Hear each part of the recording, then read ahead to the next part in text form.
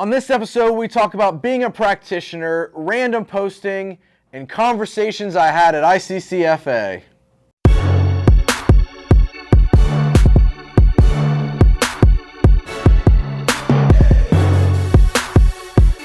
Spud me. Welcome everybody to DISRUPTu episode lucky number 13. I'm your host Ryan Thogmartin, and this is the funeral profession's most disruptive web show. We are fresh off of ICCFA. I think we have gone 2 weeks without a DISRUPTu episode, so I apologize, but we are back in the saddle and ready to roll.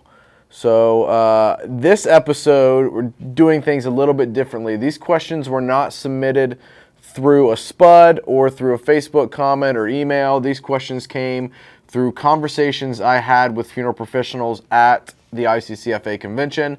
Some of these are kind of misconceptions we're going to talk about. So a lot of value coming your way in the next few minutes.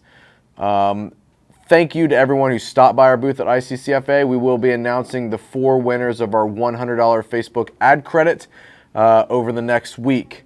And we've extended, because nobody has correctly guessed the amount of Skittles in this jug or growler provided to us by LeMasters Consulting. So we are extending the contest 1 more week. So please comment below with how many Skittles you think are in this 2-liter growler. All right, let's get in the show. Spud me. Headline reader versus practitioner. So what I'm trying to get across here is I had a lot of funeral directors come up to me and say a lot of headline things they've read online about Facebook, about social media, and question the practicality of it in a funeral home. And one of the misconceptions was that their audience is not on Facebook because they heard that the older demographic isn't as engaging as heavily on Facebook as they used to, which is completely 100% false. So being a headline reader versus a practitioner means this. There are people out there, there are other people in this profession who want to sell you social media services who are just headline readers, and they are not practitioners. They do not live in the environment and storytell on the environment. So we are full practitioners and understand each network, how to storytell on it, and what each network requires from content and how the user engages with that content. So being a headline reader versus a practitioner, look, these are not platforms that you have the option to take part in anymore. These platforms are requirements to be relevant in 2016, period. If you are not on Facebook, you will not be relevant. And I'm going to get into a couple more topics related to being on Facebook and what that actually means. But be careful not to be a headline reader, but a practitioner. Live in the network, live in the environment, and engage there. Okay. Spud me number 2. Whoa. We have guest spudders today. My children decided not to be on camera, but they are throwing potatoes at Dad. 3 months, no results. I had a conversation at the convention with the funeral director who said, look, we've been engaging in social media, particularly Facebook, for the last 3 months, and we're not seeing any value in it because we're not getting good results. I asked him what they were measuring. He said foot traffic, people coming into the funeral home mentioning that they engage on the Facebook page of the funeral home. Look, 3 months, this is being transactional, and funeral professionals seem to be transactional and, again, not practitioners of a network. Understanding that social media is a long-term play and not a short-term immediate play. It's not a light switch. We don't turn on social media and within 3 months there's a line out your front door of people ready to die. It just doesn't work that way. So understanding that it's not a transactional, quick, one-off play, it is a long-term play. Understanding that measuring social media over a 12-month period is going to give you a much better snapshot than over a 3-month period. Can you achieve good things in 3 months? Absolutely. Is in 3 months you're going to drive business from social media? It's possible, but understanding the long-term play, think of it as this. this is an interesting point of how many funeral directors, yourself, how many of you are involved in Rotary, Kiwanis, other service clubs? You've been involved for years and you're waiting for the opportunity to serve somebody in that group because you've been engaging there for years. Social media is like that, except there's value in it and we can measure that brand awareness, which you cannot do from Rotary and Kiwanis, and quantify that engagement as value. So when we look at over the last 3 months, we haven't achieved much on Facebook. A lot of that comes down to, again, being a practitioner, understanding that this is a long-term play. You're building relationships and engagement. It's not a handoff transaction like you would have at a cash register. It's far more valuable than that. Last one. Spud me. There's going to be a lot of noise on this episode because you're making a lot of noise. Right? Okay. All right. Random posting.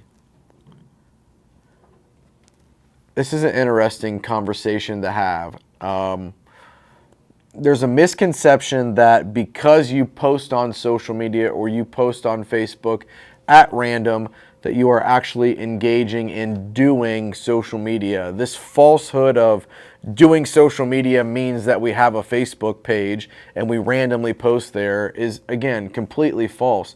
Doing social media is, again, being a practitioner of the network, having a strategy, having goals that are measurable through what you're doing on social media, having a content strategy, having a North Star, an end game. What is the end result that you're trying to achieve through your social media marketing? Just putting obituaries out there is not doing social media. Just posting content is not doing social media. Look, I can have wherever they went. My daughters are here. If they posted on our social media page, it wouldn't be that they're doing social media. Just because you're posting doesn't mean you're doing social media. There's far more that comes along with engaging on a platform. Again, it's understanding how to structure content. It's understanding how to achieve business goals from the type of content that you're posting. And it's understanding how to measure that content to put it up against business goals to make sure that you're achieving something. Just posting for the sake of posting is not doing social media. Buying a bank of content that somebody else created and randomly putting it up is not doing social media. Having a strategy, measuring, achieving business goals, having a North Star of what you want to achieve, that's doing social media. Just randomly posting for the sake of posting because you know you need to be present on a network is not doing social media. I don't want you guys to think that I'm kind of preaching and being negative on this, but there's just a lot of these misconceptions and a lot going on in conversations that I'm having with funeral professionals where you're getting a false pretense of what doing social media is and what achieving business goals through social media really entails. And it isn't valuable to be on Facebook and on these networks if you're not engaging and you're not achieving goals and you're not driving leads and you're not bettering your business. Just posting for the sake of posting is not doing social media. It's so much more than that. And there's so much more value that you're not getting from the platforms by, again, not being a practitioner of it and not fully educating and understanding the platform that's available and how to storytell there. So I want to encourage you to become a practitioner, to live on the network, to understand it. And if you can't do that, then you need to partner with a company that's going to allow you to do that and help you through that process. So we want to help funeral professionals become practitioners on social media so you really understand what we're doing and why we're doing it and the value in it. All right. Our would you rather question this week is rather interesting because it deals with some necessities of life. Would you rather live without the internet, or would you rather live without AC and heating? Comment below. Also, don't forget to comment on how many Skittles are in this 2-liter growler provided to us by LeMasters Consulting. And we want to fly you to our office, so please guess the right amount of Skittles. We'll fly you in and we will social media jam for a day. It'll be fun. So until next time, keep disrupting.